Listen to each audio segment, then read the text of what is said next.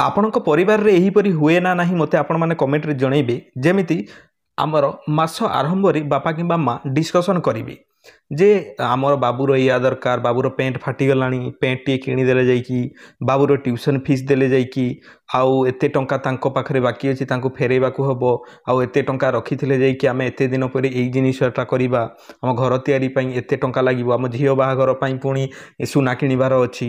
ତ ଏହିପରି କିଛି ଡିସ୍କସନ୍ ଚାଲିଥାଏ ଗୋଟେ ଭଲ ପରିବାରରେ। ଆପଣଙ୍କ ପରିବାରରେ ଏହିପରି ହୋଇଥାଏ ନା ନାହିଁ ମୋତେ ଆପଣମାନେ ନିହାତି ଜଣାଇବେ।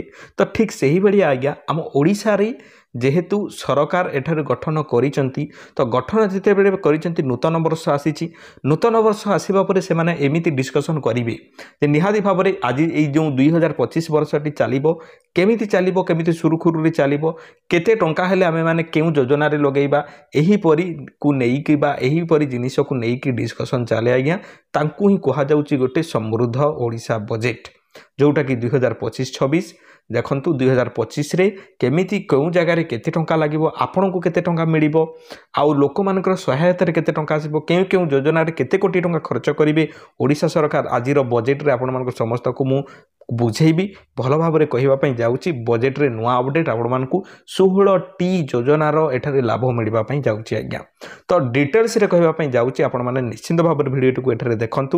ମୁଁ ପେପରରେ ମଧ୍ୟ ବାହାରିଛି, ପେପରରେ ମଧ୍ୟ ଭଲ ଭାବରେ ଡିସ୍କସନ୍ କରିଦେବି। ଏଠାରେ ଲେଖା ହେଇଛି ଆପଣମାନେ ଦେଖିପାରୁଥିବେ। ଚାଲନ୍ତୁ ମୁଁ ପେପରରେ ଏଠାରେ ଡିଟେଲ୍ସରେ ଲେଖା ଅଛି, ସେ ପେପରରେ ମଧ୍ୟ ମୁଁ ଆପଣମାନଙ୍କୁ ଡିଟେଲ୍ସ ଜଣାଉଛି। ଏଠାରେ ଧରିତ୍ରୀ ଖବରକାଗଜରେ ମଧ୍ୟ ବାହାରିଛି, ଆପଣମାନେ ଏଠାରେ ଦେଖିପାରୁଥିବେ ଯେ ଏଠାରେ ଲେଖାଯାଇଛି ବଜେଟ୍ରେ 16ଟି ନୂଆ ଯୋଜନା ଘୋଷଣା କଲେ ମୁଖ୍ୟମନ୍ତ୍ରୀ। ଜାଣନ୍ତୁ କ'ଣ କ'ଣ ଆଉ କେଉଁମାନେ ପାଇବେ ଲାଭ। ତ ଆପଣମାନେ କେଉଁ ଲାଭ ପାଇବେ, କେମିତି ପାଇବେ, ଚାଲନ୍ତୁ ଆମେମାନେ ଡିଟେଲ୍ଡ ଏଠାରେ ଡିସ୍କସନ୍ କରିବା। ତ ଏଠାରେ ଦେଖନ୍ତୁ ଆପଣମାନେ ଏଠାରେ ଦେଖିପାରୁଥିବେ ଯେ 2025-26 ଆର୍ଥିକ ବର୍ଷ ଲାଗି ମୁଖ୍ୟମନ୍ତ୍ରୀ ମୋହନ ଚରଣ ମାଝୀ ସୋମବାର ବିଧାନସଭାରେ ପୂର୍ଣ୍ଣାଙ୍ଗ ବଜେଟ୍ ଉପସ୍ଥାପନା କରୁଛନ୍ତି। ଏଥର ବଜେଟ୍ରେ 16ଟି ନୂଆ ଯୋଜନା ମୁଖ୍ୟମନ୍ତ୍ରୀ ଘୋଷଣା କରିଛନ୍ତି। ସେଗୁଡ଼ିକ ହେଲା କ'ଣ? ଅନ୍ତୋଦୟ ଗୃହ ଯୋଜନା ପାଇଁ 2603 କୋଟି ଟଙ୍କା ଆଜ୍ଞା। ସୁଭଦ୍ରା ଯୋଜନା ପାଇଁ, ସୁଭଦ୍ରା ସୁରକ୍ଷା ପାଇଁ 153 କୋଟି ଟଙ୍କା ସରକାର ବରାଦ ଦେଇଛନ୍ତି। ଶ୍ରୀ ଜଗନ୍ନାଥ ଦର୍ଶନ ଯୋଜନା ପାଇଁ 30 କୋଟି ଟଙ୍କା, ଉତ୍ତର ଓଡ଼ିଶା ବିକାଶ ପରିଷଦ ପାଇଁ 200 କୋଟି ଟଙ୍କା, ଦକ୍ଷିଣ ଓଡ଼ିଶା ବିକାଶ ପରିଷଦ ପାଇଁ 200 କୋଟି ଟଙ୍କା, ଓଡ଼ିଶା ପୁଷ୍ଟି ମିଶନ ପାଇଁ 100 କୋଟି ଟଙ୍କା, ବକୁଡ଼ ବନ ଉନ୍ନୟନ ଯୋଜନା ପାଇଁ 50 କୋଟି ଟଙ୍କା, ଆମ ଶିମିଳିପାଳ ଯୋଜନା ପାଇଁ 50 କୋଟି ଟଙ୍କା, ଆଦର୍ଶ ମଣ୍ଡି ବ୍ୟବସ୍ଥା ପାଇଁ 50 କୋଟି ଟଙ୍କା, ଶହୀଦ ଲକ୍ଷ୍ମଣ ନାୟକ ଆଦର୍ଶ ବିଦ୍ୟାଳୟ ପାଇଁ 100 କୋଟି ଟଙ୍କା। ଏଠାରେ ଦେଖିପାରୁଥିବେ ଯେ ପ୍ରବାସୀ ଓଡ଼ିଶା ବା ପ୍ରବାସୀ ଓଡ଼ିଆ ଓ ସମ୍ପର୍କ ପାଇଁ 110 କୋଟି ଟଙ୍କା, ମୁଖ୍ୟମନ୍ତ୍ରୀ କନ୍ୟା ବିବାହ ଯୋଜନା ପାଇଁ ଏଠାରେ 12 କୋଟି ଟଙ୍କା ଆପଣମାନଙ୍କୁ ଏଠାରେ ସରକାର ବରାଦ ଦେଇଛନ୍ତି।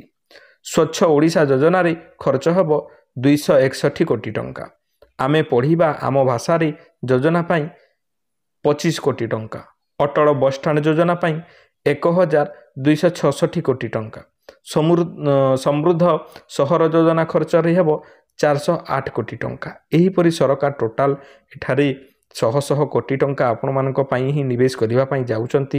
ତ ତେଣୁକରି ଆମେମାନେ ଦେଖନ୍ତୁ ଅନ୍ତୋଦୟ ଗୃହ ଯୋଜନା ଯେତେ ବି ଏଇ ଯେଉଁ ଯୋଜନା ଗୁଡ଼ାକ ରହିଛି, ନୂଆ ନୂଆ ଯୋଜନା ଯେତେ ବି ବାହାର କରିଛନ୍ତି ଆଜ୍ଞା, ସେଇ ଉପରେ ଆମେମାନେ ଡିଟେଲ୍ସ ଭିଡ଼ିଓ ନେଇକି ଆସିବୁ। ସେଥିପାଇଁ ଆପଣମାନେ ଆମ ଚ୍ୟାନେଲକୁ ସବସ୍କ୍ରାଇବ୍ କରିଦେଇଥାନ୍ତୁ, ତେବେ ଯାଇକି ଆପଣମାନେ ଉଚିତ ସଠିକ୍ ଜିନିଷଟି ଜାଣିପାରିବେ। ଯୋଜନା ବିଷୟରେ ଜାଣିବା ପାଇଁ ନିହାତି ଭାବରେ ଆମ ଚ୍ୟାନେଲକୁ ସବସ୍କ୍ରାଇବ୍ କରନ୍ତୁ।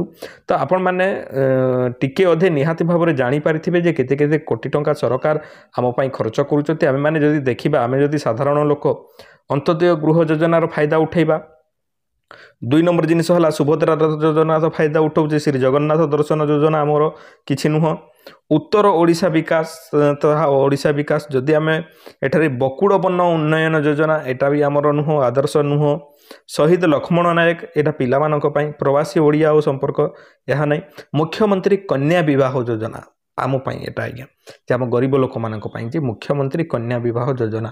ଦେଖନ୍ତୁ ଆଜିକାଲି କ'ଣ ହେଉଛି ଯେ ଅନେକ ଲୋକ ବା ଗାଁ ଗୁଡ଼ାକରେ ଅଶିକ୍ଷିତ ଲୋକ ବି ଅଛନ୍ତି, କିମ୍ବା ଶିକ୍ଷିତ ଲୋକ ହେଲେ ବି ଆଜ୍ଞା ଲୋକମାନେ କ'ଣ କହିବେ ଏହା ଭାବିକି ତାଙ୍କର ଝିଅ ପୁଅଙ୍କୁ ବହୁତ ଶୀଘ୍ର ମ୍ୟାରେଜ୍ କରେଇ ଦେଉଛନ୍ତି।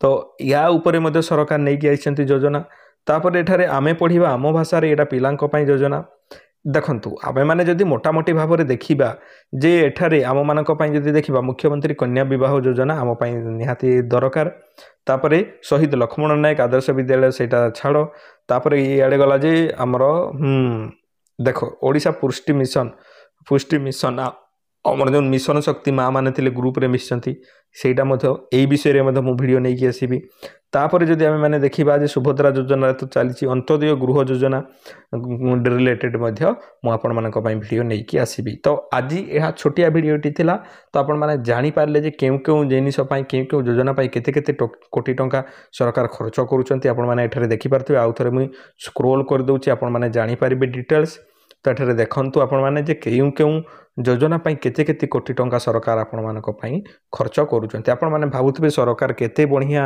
आम को एते सब टंका दउछंती सहाय्य करूछंती आज्ञा आपण माने सेमिति जमारू भाबंतुनी सीए होउची आमर टंका आज्ञा आमर टंका को आमको दउछंती आमठू केमिति से माने टंका नउछंती आमठू टैक्स बाबद टंका नउछंती तेल नून भांग सोरस तेल हल्दी जहाँ आपण माने व्यवहार करूछंती सबु जगार टैक्स जाउची आज्ञा इलेक्ट्रिक बिल फिल धरिकी सबु जगार टैक्स जाउची सेही टैक्स रो टंका को एकजुट करिकी आम मानक पुणी दिया होउची आज्ञा तो यह भाबंतुनी जे भल सरकार आज्ञा भल सरकार समस्ते भल सरकार अटंती किंतु किए केते ठकुची किए केते भल काम करुची ताहा आमे भल भाबरे भाबी चिंती की भोट देबा कथा सरकार को बाछिबा कथा सेहीटा ही आम पाखरे अछि जोटा कि भोट आमे भल सरकार को बाछिले भल काम करिबो देखु एते जेहेतु बराद देइचंती से काम करूचंती ना नहीं जना पड़िबो निहाती भाबरे तो आमे माने केउ केउ योजनार फायदा उठेबा आपण माने जानि पारले आई होप वीडियो भल लगी लाइक टे करदेवे आ सांग मान पाखक निहाती शेयर करेंगे पुणी देखा एक वीडियो से पर्यंत आपण मैंने मते विदाय दिंतु धन्यवाद।